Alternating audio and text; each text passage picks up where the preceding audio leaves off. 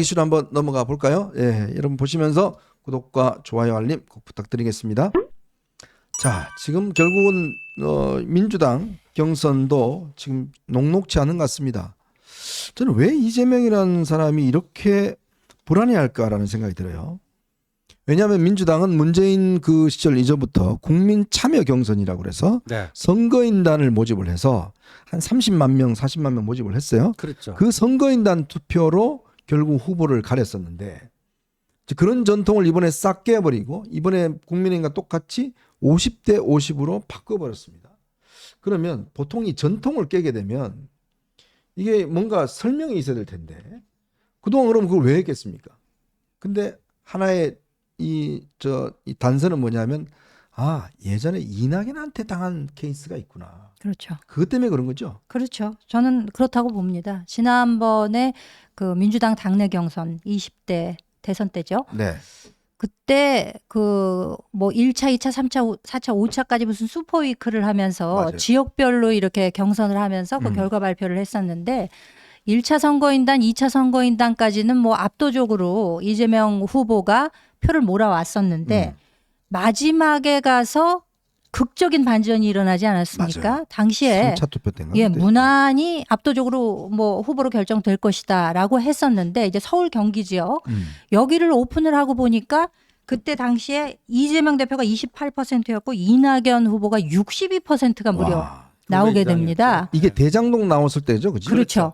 이 선거인단 모집이 9월 초에 이루어졌거든요. 3차 음흠. 선거인단 모집이. 그러니까 그 대장동이 8월 말 그때부터 이제 본격적으로 나왔었기 때문에 이에 대한 영향력, 그래서 이재명 대표에 대한 비토 정서가 커지면서 이 표가 결집해서 이낙연 후보에게 간 것이 아니냐 이런 뭐 정설로 해석하는 분들도 있었습니다만 어쨌든 그래서 이제 그동안 포기한 분들의 표를 합할 것이냐 말 것이냐 이걸 가지고 하다가 결국 그 당시에 송영길 대표였는데 결과적으로는 이재명 대표가 50%를 약간 넘는 식의 득표를 얻게 되는 결과가 됐고 이때 아마 좀 내심에 좀 혼쭐이 났다고 표현을 할까요? 네네. 굉장히 이재명 대표는 내가 자칫하면 떨어질 뻔했네 이런 생각을 했던 것 같아요. 그러니까 여기서 요번에도 안심할 수 없다. 혹시 그런 일이 일어나면 어떡하지? 그러니까 여기서 룰을 이제 바꾼 거였는데 저는 이재명 대표가 막 겉으로 보기에 막 되게 세고 막 말도 좀 험하게 하고 이러기 때문에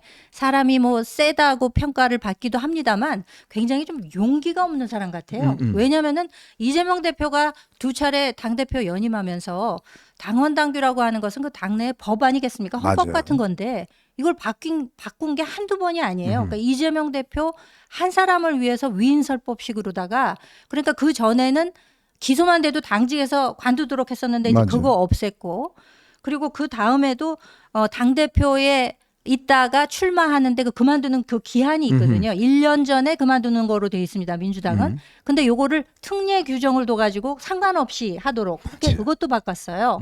근데 요번에 이 경선 룰까지도 이렇게 바꾼다고 하는 것은 아니 제가 만약에 이재명 대표라면 얼마나 통 크게 보일 수 있는 그럼요. 좋은 기회입니까? 네. 나가면 그냥 되는 거니까 그대로 합시다. 나는 무슨 조건이라도 다 받아들일 거예요 라고 얘기를 할 텐데 이것마저도 바꿔버린 거예요. 그러니까 굉장히 속으로는 좀 뭐라 그럴까 용기가 없다 그럴까 좀 속이 요만하다 그럴까 뭐 좀 약간 그런 게 아닌가 이렇게 생각이 됩니다.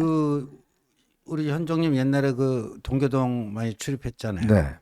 그러니까 김대중 대통령이 그 자기가 만든 새정치 국민회의인가요? 네, 새정치 국민회의. 그때 이제 집권을 했죠.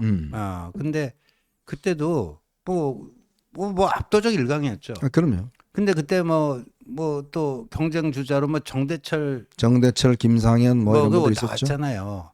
그 70% 이상을 가져가려고 그러지는 않더라고요. 그럼요. 예. 보니까. 항상 7대 3. 네. 항상 비주류가 3이 있어야 된다. 네. 그게 DJ의 소신이었어요. 그렇죠. 네. 예. 근데 그러니까 민주적 다양성도 좀 필요한 거 아니겠어요? 예. 그러니까 이재명이라는 사람이 아까 김현주 대변인이 정확하게 지적을 해주셨는데, 제가 이제 민주당 이재명 대표 측근들 들어보면 이재명 대표 정말 이 뭐라고 두려움이 많은 사람, 겁이 많은 사람. 그러니까 그렇기 때문에 겉으로는 세 보이지만 거의 밤에 가서 전전긍긍한답니다. 이게 뭐냐면 이것 때문에 하죠. 그러니까 아까 얘기했듯이 계속 바꾸는 거예요. 규칙을 바꿔요. 그러니까 바꿔서 자기한테 유리하도록 만들어 나가는. 그 과정들을 끊임없이 밟습니다. 이번에도 마찬가지예요. 생각해 이재명 같으면요. 이재명이라는 사람은 역대 이 민주당 계열 중에서 이재명만큼 압도적이고 확실한 후보가 없어요. 그러네요. 보십시오. 당시 그렇죠. 노무현도 그랬고요. 뭐 김대중 뭐 다 사실은 이 비주류가 30% 40% 넘었습니다. 네.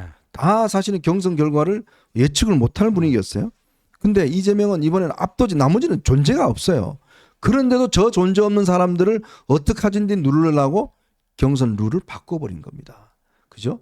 야, 저 보니까요. 민주당 지지층에서는 이재명이 93.7%. 93.7%. 아. 저것도 못 만족하는 거예요. 그렇죠. 99.9%도 못 만족할 거예요. 혹시나 하는 거죠. 그러니까 속으로는.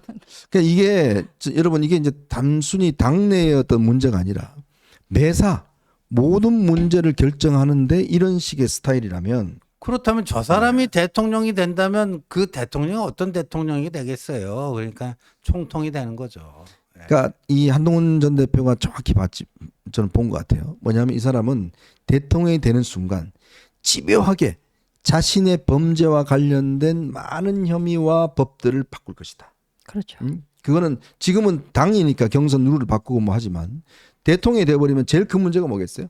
본인의 지금 혐의잖아요. 집요하게 자신과 관련된 문제들을 다 무력화시킬 것이다.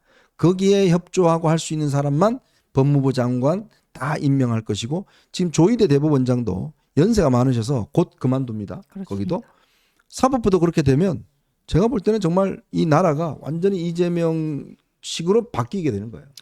그러니까 이제 삼권 분립이라고 하는 민주주의의 기본적인 원리가 완전히 무력화될 것으로 봅니다. 지금 안 그래도 민주당이 뭐 범야권 192석이다 해가지고 뭐 온갖 할 수 있는 것들 다 했잖아요. 네. 특검법에 뭐 온갖 무리한 입법에 뭐 탄핵, 줄탄핵에 할 수 있는 거를 다 했는데 그래서 많은 분들이 걱정하시는 것이 행정권마저 이제 가지고 가게 된다면은 방금 말씀하셨던 그 사법부 쪽에 기울어진 운동장 이것까지 포함해서 본인의 이런 사법적 혐의들을 모두 벗을 수 있도록 이런 여러 가지 것들을 조정하는 것은 물론이려니와 어떤 전횡을 할지 알 수가 없는 거예요. 그래서 지금 헌법재판소마저도 여러 뭐 헌법소원이나 이런 것들에 있어서 분리하면 안 되니까 이거를 잡아야 되는데 한덕수 대행이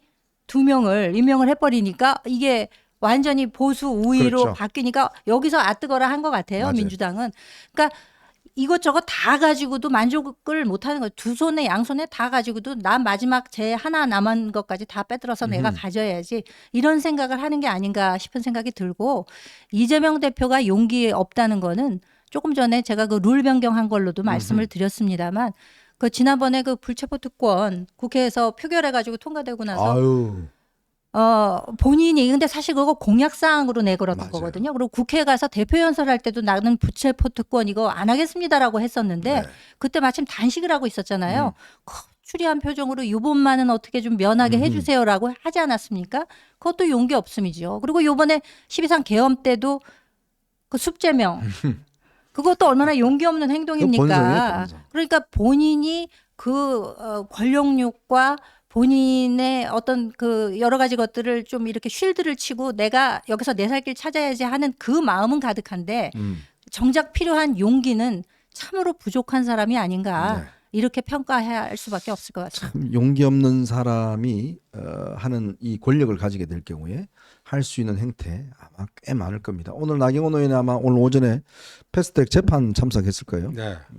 아마 이런 거라든지 이런 것도 다 아마 굉장히 보복이 돌아올 겁니다. 국민의힘 의원들 지금 아니 뭐 설마 이재명이 집권하는데 뭐 나를 건드릴까? 택도 없는 소리입니다.